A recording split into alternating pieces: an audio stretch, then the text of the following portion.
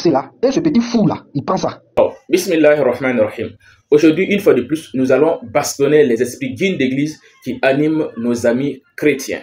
Alors, il y a un pseudo-professeur, je ne sais pas il est professeur de quoi, mais vous allez le découvrir tout de suite, Inch'Allah, qui a prétendu avec sa bande Ménard et suite vouloir me corriger. Mais subhanallah, je vous dis, quand vous me voyez, passez votre chemin. Parce que je vais toujours vous humilier avec vos pseudo-guides d'église qui vous animent, que vous appelez par ignorance Saint-Esprit. Alors, contexte, j'ai fait une vidéo dans laquelle je démontre tout simplement via des chrétiens que le verset de Colossiens 2, le verset 9, qui nous dit que toute la plénitude de la divinité réside en Jésus-Christ, ne veut aucunement dire que Jésus-Christ, il est Dieu, si on admet qu'il est Dieu, parce que Paul aurait dit ça. On doit admettre forcément que les croyants sont aussi Dieu, comme Jésus. Ils sont des créateurs. Pourquoi? Parce que la même chose qui est dite pour Jésus, dont vous vous appuyez pour dire qu'il est Dieu, c'est la même chose qui est dite pour les croyants dans Éphésiens 3, le verset 9. Si on est honnête avec sa propre personne, on ne peut pas, sur base de Colossiens 2, 9, attribuer la divinité à Jésus et régner la divinité aux croyants qui remplissent les conditions d'Éphésiens 3, le verset 9. Le problème est que Wikigang ne sera pas d'accord, comme d'habitude, avec cette vérité. Ils vont essayer de mentir, de tordre le sens des versets pour vouloir confirmer forcément la pseudo-divinité de leur Jésus. Écoutons-les avant la bastonnade magistrale de leur pseudo-Saint-Esprit qui les anime. Voici ici, Colossiens 2, et ce petit fou là, il prend ça. La tournure même de ce verset nous indique qu'il y a directement une différence entre ce que Paul est en train de dire ici et ce qu'il a dit dans Éphésiens 3. Carrément, là-bas, il exprime un souhait. Il veut que ça se réalise, il veut que ça arrive, mais il n'a pas fait une affirmation pour dire en vous, vous avez toute la plénitude de la divinité. C'est pas ce que Paul est en train de dire là-bas. Mais toi, tu as attrapé ça, tu poses une question. Et si je vous montre que en vous, c'est-à-dire vous avez toute la plénitude de la divinité. Or, Paul n'a jamais dit ça. Jamais. Il tord le sens et il prend ça pour faire question. Okay. Professeur, vas-y, va faire ça, vous allez voir quelque chose. Tout ce que le professeur a dit, nous avons dit là, ça sera confirmé là-bas. Vas-y, professeur. Voilà, donc c'est vraiment malheureux. Bon, lui, c'est un petit fou. Mais Éphésiens chapitre 3 là, commence au verset 17. Mais Éphésiens chapitre 3, verset 17. Vous êtes des ignorants. Et quand le jour où tu vas faire ta réfutation, pardon, si tu n'as pas donné les temps des verbes employés dans ce texte-là, tu es un lâche.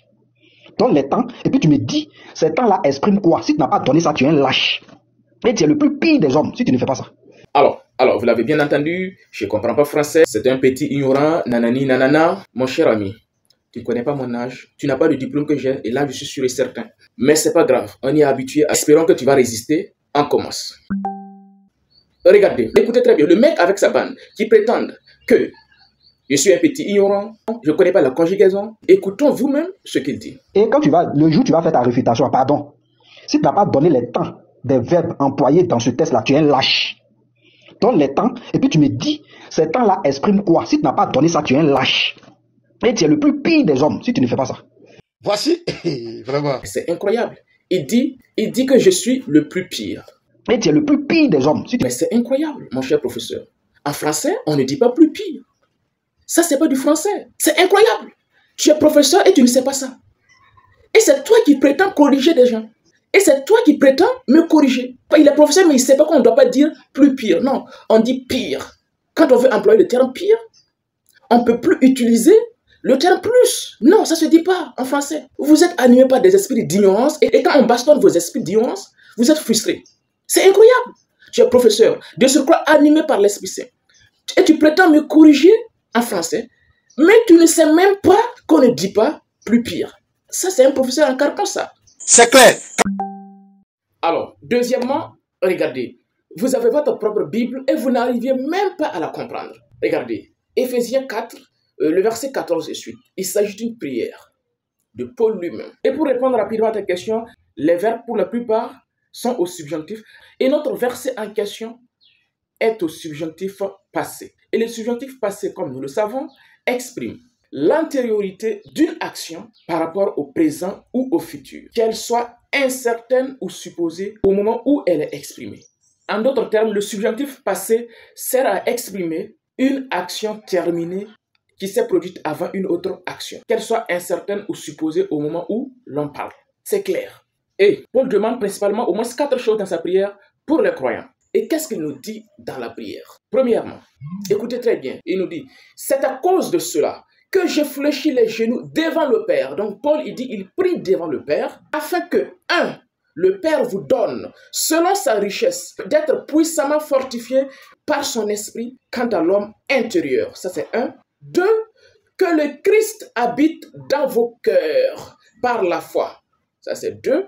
Étant enraciné et fondé dans l'amour. Trois, afin que vous puissiez comprendre avec tous les saints quelle est la largeur, la longueur et la profondeur et la hauteur, et connaître l'amour de Christ qui surpasse toutes choses. 4. Afin que vous soyez remplis de toute la plénitude de Dieu. Donc c'est clair, Paul il prie pour au moins 4 choses pour les croyants. Qu'il ait le Saint-Esprit, qu'il ait Jésus-Christ dans leur cœur, qu'ils aient la connaissance, qu'ils soient aussi remplis de toute la plénitude de la divinité. Et c'est là l'importance de l'usage du subjonctif passé. Lorsqu'on exprime un souhait au subjonctif passé, cela veut dire que l'action souhaitée se réalise antérieurement à l'action du souhait elle-même. Et ça, c'est du français.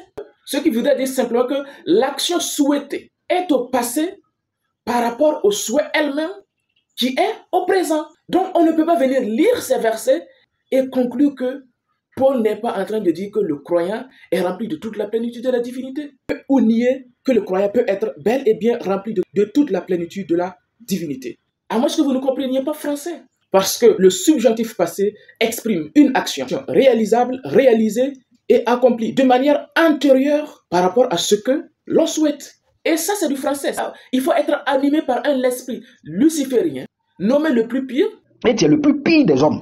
Pour ne pas comprendre ça. Je vous dis à tout moment, amenez vos esprits guides d'église, on va leur donner des cours gratuits. En français, biblique et coranique.